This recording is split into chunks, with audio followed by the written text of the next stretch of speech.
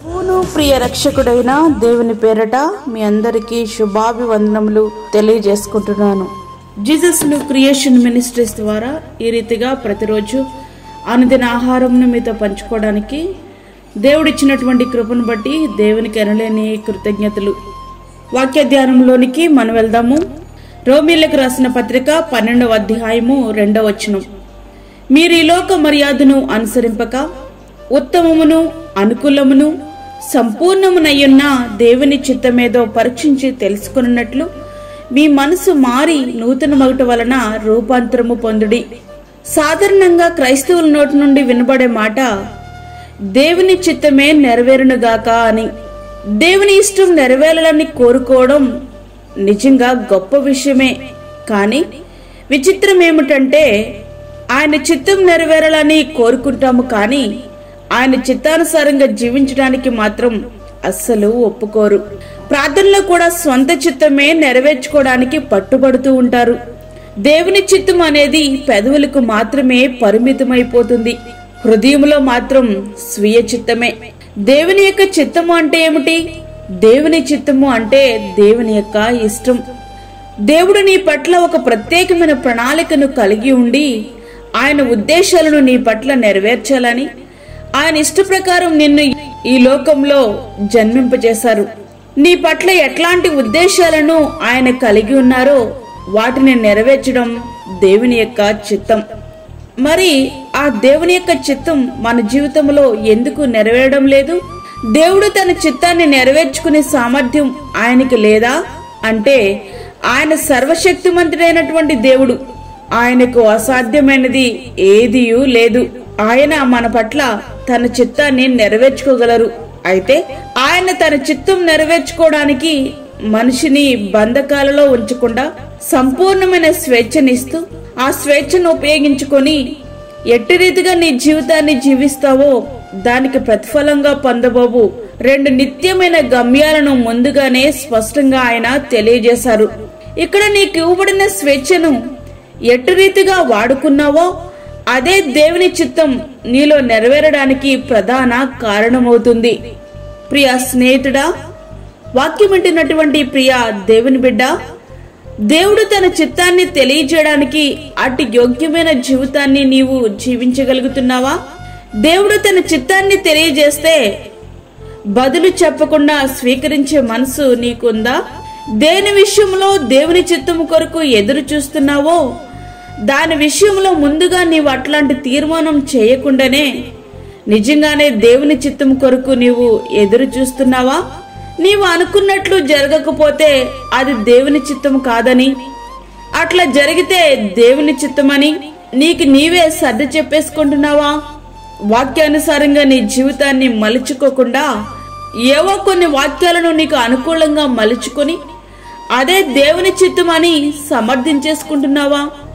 నీవే ఏవో ఊహించుకుని ఇట్లా జరిగితే దేవుని చిత్తం లేకుంటే కాదని దేవుని చిత్తాన్ని లాటరీగా మార్చేస్తున్నావా? నీకు నచ్చినట్లుగా జీవించి స్వంత చిత్తాన్ని నెరవేర్చి చివరికి ఫలితం లేకపోయేసరికి దానికి దేవుని చిత్తాన్ని అంటగడుతున్నావా? దేవుని చిత్తాన్ని నెరవేర్చడానికి ఇష్టపడని వారికి ఆయన చిత్తాన్ని తెలియజేయడానికి ఆయన ఇష్టపడరు. మరి అట్లాంటి గ్రహింపు నీవు కలిగి ఉన్నావా? మీరు ఈ లోక మర్యాదను అనుసరింపక ఉత్తమమును అనుకూలమును సంపూర్ణమునయ్యున్న దేవుని చిత్తమేదో పరీక్షించి తెలుసుకున్నట్లు మీ మనసు మారి నూతన మగుట వలన రూపాంతరము పొందుడి. మరి లోక మర్యాద అంటే ఏమిటి? లోక మర్యాదను మనము ఎలా విడిచిపెట్టాలి? లోక మర్యాద అంటే శరీరాశ, నేత్రాశ, జీవపు డంబం, వీటిని అనుసరించడమే లోక మర్యాద. వీటిని విడిచిపెడితేనే కాని నూతనముగా మారలేవు.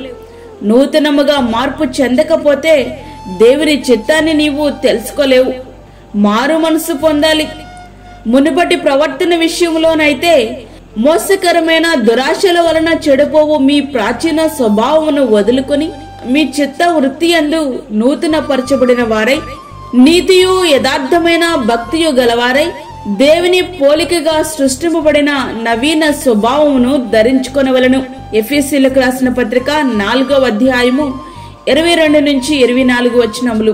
క్రీస్తు పోలికలోనికి, ఆయన సమరూపంలోనికి మార్చబడాలి అనంటే గొంగళి పురుగు వంటి నీ జీవితం సీతుకొక్క చిలుకల మార్పు చెందాలి. ఆ మార్పు కేవలం బాహ్య సంబంధమైనది కాకుండా అంతరంగంలో మార్పు రావాలి. అయితే ప్రియ దేవుని బిడ్డ, మన పేర్లు మారుతున్నాయి, వేషం మారుతుంది, భాష మారుతుంది, పలకరింపులు మారుతున్నాయి. కానీ అంతరంగ స్థితి మాత్రం బండరాయి వలనే స్థిరంగా ఉండిపోతుంది.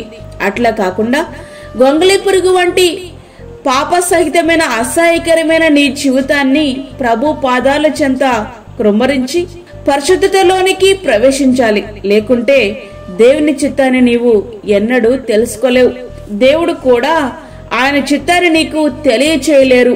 కాబట్టి సరిచేసుకుందాం, సమాధానకరమైన జీవితాన్ని జీవిద్దాం, ఆయన ఉద్దేశాలను మనలో నెరవేర్చుదాం, నిత్యమైన ఆనందాన్ని అనుభవిద్దాం.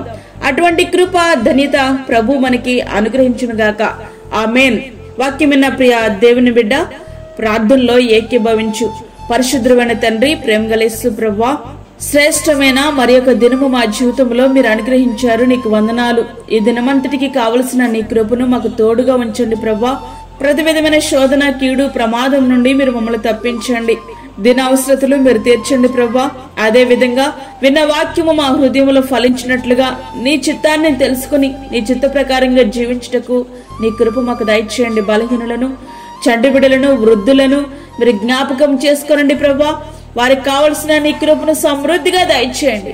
నీ కాపుదల వారికి అనుగ్రహించండి ప్రభువా. అలాగే తండ్రి, దూరదేశంలో ఉన్న నీ బిడ్డలను జ్ఞాపకం చేసుకోనండి. వారికి కావలసిన నీ కృపను దయచేయండి ప్రభువా. వాక్యముని విని వాక్య ప్రకారంగా జీవించే కృప వారికి దయచేయండి. అనారోగ్యంతో ఉన్న వారిని మీరు ముట్టండి ప్రభువా. ఈ దినమంతా కూడా నీ కృపను సమృద్ధిగా మాకు, మా కుటుంబాలకు మీరు దయచేయమని, మాకు కాదు యెహోవా, మాకు కాదు, సమస్త మహిమ ప్రభావం మీకు ఆరోపించుకుంటూ యేసు పరిశుద్ధ నామమున అడిగి వేడుకుంటున్నాము తండ్రి. ఆమేన్. ఈ యొక్క వర్తమానములు అనుదిన ఆహారముగా ప్రతిదినము పంపించబడతా ఉన్నాయి. ఈ యొక్క వర్తమానములను మీ బంధువులకు, మీ స్నేహితులకు షేర్ చేయండి. దేవుని పనిలో మీరు కూడా పాలిభాగస్తులు కండి. అదేవిధంగా మీ ప్రార్థన అవసరతలు మాకు తెలియచేయండి. మా ఫోన్ నంబర్ 9177377559.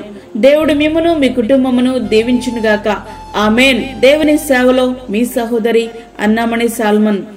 మా ఛానల్ని సబ్స్క్రైబ్ చేయండి, షేర్ చేయండి, లైక్ చేయండి. దేవుడు మిమ్మల్ని దీవించునుగాక. ఆమేన్.